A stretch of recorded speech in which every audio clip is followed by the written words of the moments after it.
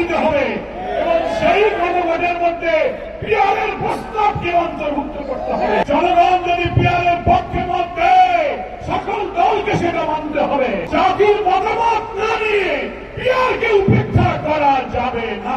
আমরা সব নেতৃবৃন্দ নিয়ে ঐতিহাসিক এই গণমিছিলে পিআর, গণভোট, জুলাই সনদ এবং লেভেল প্লেইং ফিল্ড, ফ্যাসিবাদের দোষরদের বিচার এবং রাজনীতি নিষিদ্ধ করার দাবিকে উজ্জীবিত করতে হবে। রাষ্ট্রকে একটি মানবিক, সমৃদ্ধ, ন্যায় বিচারের বাংলাদেশে পরিণত করার জন্য জুলাই সনদে একমত হয়ে যাওয়া সকল বিষয়গুলো যেন জুলাই চার্টারের মধ্যে থাকে এবং সেগুলোর ভিত্তিতে গণভোট দিতে হবে এবং সেই গণভোটের মধ্যে পিআরের প্রস্তাবকে অন্তর্ভুক্ত করতে হবে।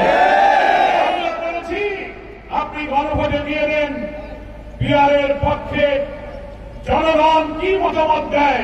জনগণ যদি পিআরের পক্ষে মত দেয়, সকল দলকে সেটা মানতে হবে। যদি অধিকাংশ মানুষ পিআর পদ্ধতি না মানে আমরা জামাত ইসলামী সেই প্রস্তাব মেনে নেব, কিন্তু জাতির মতামত না নিয়ে পিআরকে উপেক্ষা করা যাবে না।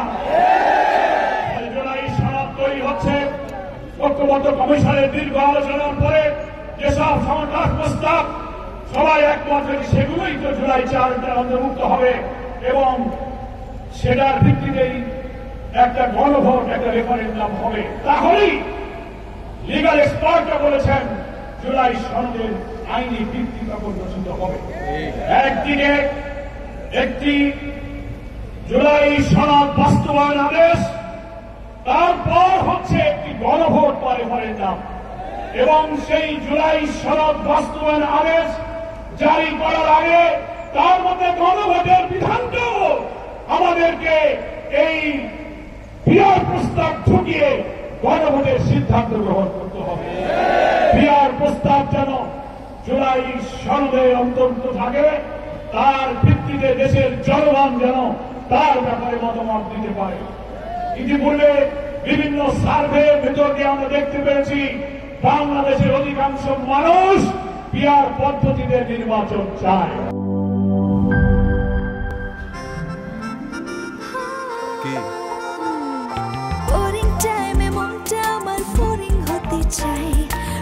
চাটনির দারুণ স্বাদে কোথায় যে হারায় টক ঝাল মিষ্টি স্বাদে মনটা মেতে ওঠে প্রাণ চাটনির দারুণ স্বাদে কোথায় যে হারায় প্রাণ চাটনির দারুণ স্বাদে। প্রাণ চাটনি, স্বাদের জাদু।